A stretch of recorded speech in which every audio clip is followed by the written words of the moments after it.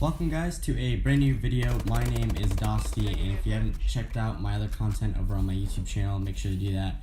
I've got a ton of Call of Duty posted on that channel and it's pretty sweet. But for today's video, I actually recorded a Call of Duty Advanced Warfare video, and I can't remember the name of the map, but I love this game. I got 22 kills and actually only 2 deaths. So that's pretty sweet. I think it's like 11 KD. Anyways, I was using the Bal-27 as my primary weapon. I think the variant or the type of Bal, it was the Bal-27-227, something like that. It's got a faster fire rate. The damage was decreased a little bit, but it doesn't matter. The fire rate totally sinks in for that.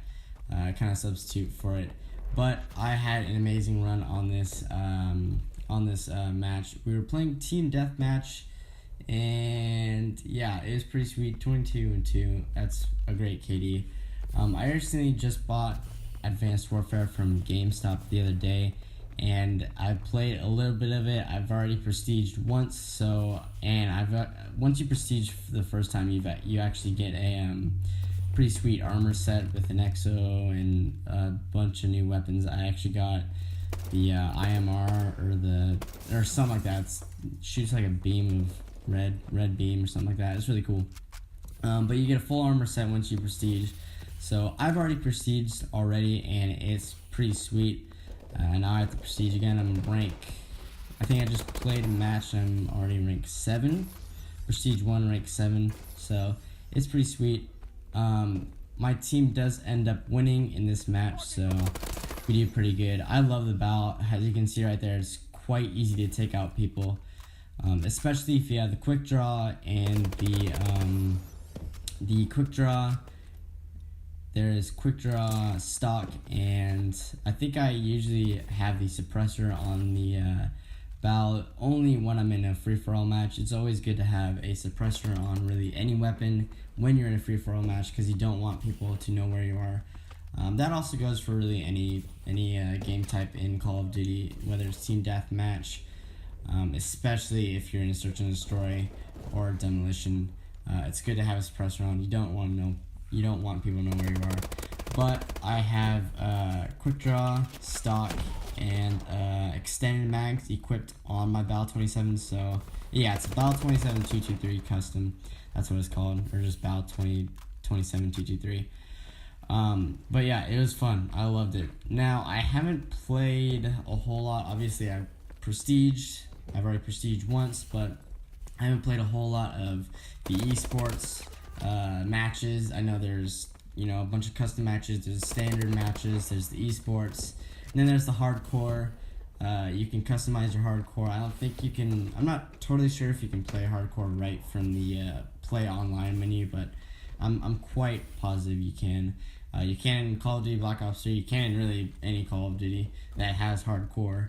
So I'm definitely going to want to play some hardcore. I'm thinking of creating a Call of Duty Advanced Warfare montage where I am in a hardcore match. It's quite easy to make a montage, especially if you're just playing a standard match. You have all the you have the ammo, you have the kind of all these widgets on the screen. And if you're playing in hardcore, it's quite easy to make a montage because it looks cool, it looks sweet when there's not a lot of these things on the screen. So it's quite easy to make a montage that way. A lot of the Call of Duty montages, and maybe Battlefield, I don't know if it's the same in Battlefield. I'm not quite sure if there's a hardcore type of thing going on in Battlefield, but I know there is in Call of Duty. So when I do watch montages, they're definitely in hardcore, especially if you're using a sniper. Sniper montages are absolutely amazing, because when you're playing in hardcore and you're playing with a sniper, it's easy to get shots. The snipers are always almost one-hit kill. If you're in hardcore, usually they are. So it's gonna look sweet without the HUD on if you're in hardcore. So I'm definitely gonna be probably creating a montage quite soon. I just have to get some clips in hardcore. But yeah, my team was kicking butt. Take this guy out. He doesn't see me. Fortunately, this guy was still standing out there. I tried to kill him before the guy came into the room, but it's all good. I went 22-2, so it's all good. These guys just swarm into the room, and then the spawn switch. You also gotta look out for those spawn switches if you guys want any tips on playing Call of Duty. I'm not the greatest player. I'm not that good at all. But if you do want some tips to stay alive in Call of Duty Advanced Warfare, or really any Call of Duty, if you're playing Call of Duty Black Ops 3, that's also good. World at War, Call of Duty Modern Warfare Remastered, these tips help really. You gotta notice the spawn switches. If your team is kind of heading over to the side of the map like this right here, you'll notice there's a guy spawning right up here, up on the bus. You can see him on the mini-map. That's when the enemy team is gonna start spawning. Is those spawn switches. Gotta look for those. It's when your team kind of just pushes over to one side of the map, and if they take out the enemies on that side of the map, then you're gonna have to look over to the other side of the map, and that's when the spawn switching is gonna occur. So right here, our team's kind of over in this area, and boom, take out that guy. And if you look on the mini map, they're all starting to spawn over in that area. So we're 76-25. We're actually doing pretty good. My team was just kind of noticing spawn switches, so we were doing great. Some other tips is make sure to get good attachments on a weapon, because there's sometimes where, like the bow for instance, you don't necessarily need a red dot sight because the iron sights are already great, and the bow already standard, it comes with amazing accuracy, so you don't necessarily need a red dot sight because the accuracy is great. And also what you do need with this gun is kind of a stock, move fast. At first, honestly, I thought the Bal 27 was a submachine gun because it looked like it. I mean, look at it. It's just a small gun, honestly.